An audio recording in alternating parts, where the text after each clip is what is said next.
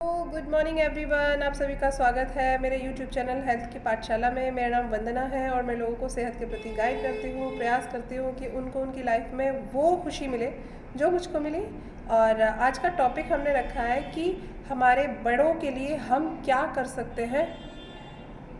हम छोटे हैं अपने बड़ों से, जैसे कि हमारे घर में हमारे बड़े हैं तो वो सेहतमंद कैसे रह सकते हैं, उनके लिए दवाइयाँ नहीं चुननी है। देखिए, जैसे कि बड़े हैं, है ना, मेरे घर में भी मेरे बड़े हैं, बाय द वे अगर वो बीमार हो जाते थे तो मैं उनको दवाई दिला देती थी, लेकिन वो दवाई खाने का जो दर्द था, जो उनके घुटनों में पेन था, जो उनको शरीर से समस्याएं थी, देखिए मैं क्या कर सकती हूँ, या परिवार के और सदस्य हम लोग क्या करते थे जब हमारे बड़े बीमार थे और हम इस न्यूट्रिशन ब्रेकफास्ट के पास नहीं थे।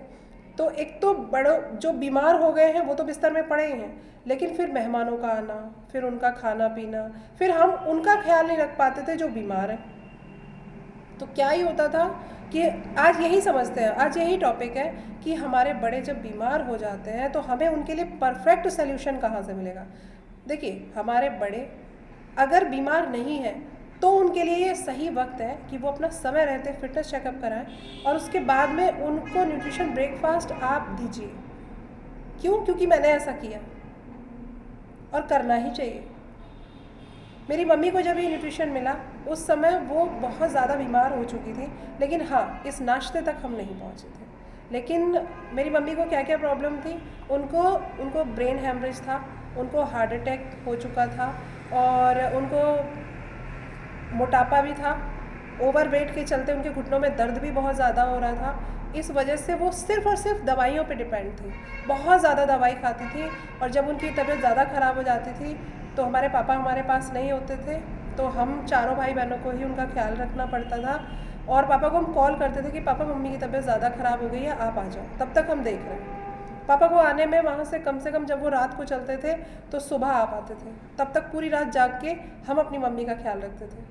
कभी कभी मम्मी की तबीयत ज़्यादा ख़राब हो जाती थी, उनको दवाई दिलानी पड़ती थी, दवाई से उनको आराम नहीं लगता था, डॉक्टर के पास उनको बार बार लेके जाना पड़ता था। तो वो जो देखिए, जैसे परिवार के हमारे सदस्य हैं तो हम क्या कर सकते हैं, जैसे उनको हम दवाई दिला सकते हैं, है ना, उनके लिए हम गर्म पानी करके दे सकते हैं, या उनके लिए हम डॉक्टर अच्छे से अच्छा बदल सकते हैं, या आराम नहीं लग रहा है तो चलो कोई और डॉक्टर को हमने मतलब जो ना दिखा दिया। लेकिन वो जो दवाइयाँ हैं ना, दवाइयाँ किसको अच्छी लगती हैं? किसी को भी नहीं अच्छी लगती। दवाइयाँ हमारे शरीर के लिए अच्छी नहीं होती, है ना। तो दवाइयाँ नहीं खिलानी है, क्या करना है, हमें एक परफेक्ट सोल्यूशन ढूंढना है। जब मेरे रिजल्ट्स आए तब हमने अपनी मम्मी के लिए इस न्यूट्रिशन को स्टार्ट करा कि मम्मी आप इसको खाओ, क्योंकि एक यही तरीका है कि डॉक्टर की विजिट भी कम हो जाएगी और आपको जो सुई, इंजेक्शन, दवाइयाँ, आज तक आपने कितनी दवाई खाई हैं, कितना पैसा बर्बाद कर दिया, लेकिन एक परफेक्ट सोल्यूशन नहीं मिला।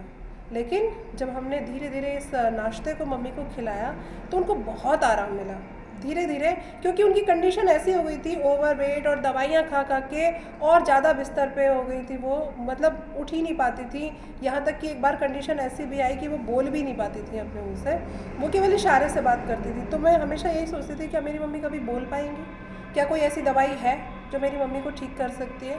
तो ये सारी समस्याएं क्यों आ रही थी, क्योंकि पहले तो गलती ये थी कि हमको सच में ही नहीं पता था और हमारी मम्मी को भी नहीं पता था कि खाने पीने में क्या खाना चाहिए, बॉडी की नीड क्या है। खाती वो सब कुछ थी, लेकिन किस समय पर क्या खाना है उनको नहीं पता था। लेकिन फिर समस्या क्या आ रही थी, धीरे धीरे समस्या आ रही थी कि उनकी हेल्थ कंडीशन बहुत ज़्यादा बिगड़ रही थी। अब हम दवाइयाँ और डॉक्टर को ही तो जानते हैं, दवाइयाँ और डॉक्टर के अलावा हमारे पास कोई दूसरा सोल्यूशन नहीं था कि हम अपने बच्चों को क्या दे सकते हैं। धीरे धीरे हमने ये महसूस करा कि इस न्यूट्रिशन को देते देते लगभग 3 महीने के बाद में मम्मी अब धीरे धीरे से अपने बिस्तर से उठ के अपने आप से बाथरूम जा सकती हैं, अपने काम अपने आप कर सकती हैं, खुद से नहा सकती हैं, खुद से कपड़े धो सकती हैं। तब हमें समझ में आया कि नहीं, एक नाश्ता हमारे बड़ों के लिए बहुत ज़्यादा ज़रूरी है, तो हमें नाश्ता देना है उनको, दवाइयाँ नहीं देनी है। ये मैंने अपने एक्सपीरियंस का ही आपको बताया है कि मेरी मम्मी की क्या कंडीशन थी, आज वो अपना काम अपने आप से कर रही हैं। तो हमें हमारे बड़ों के लिए एक परफेक्ट सोल्यूशन ढूंढना है, उनके लिए दवाइयाँ नहीं ढूंढनी है, वो पेन से उन्हें दूर रखना है, जो पेन वो भुगतते हैं। जब दवाई खाते समय, सटकते समय कितनी प्रॉब्लम आती है, बहुत सारी प्रॉब्लम आती है। तो ये छोटा सा एक्सपीरियंस था हमारा कि हम आपके साथ शेयर करें, और अपने बड़ों का फिटनेस चेकअप कराइए, उनका मॉर्निंग का नाश्ता चेंज करिए। मैं मिलती हूँ आपसे नेक्स्ट से अमेजिंग टॉपिक के साथ में, अमेजिंग से एक्सपीरियंस के साथ में। तब तक के लिए बाय बाय। हेल्दी रहिए, अपने बड़ों का ख्याल रखिए, स्वस्थ रहिए, प्रसन्न रहिए। Bye bye.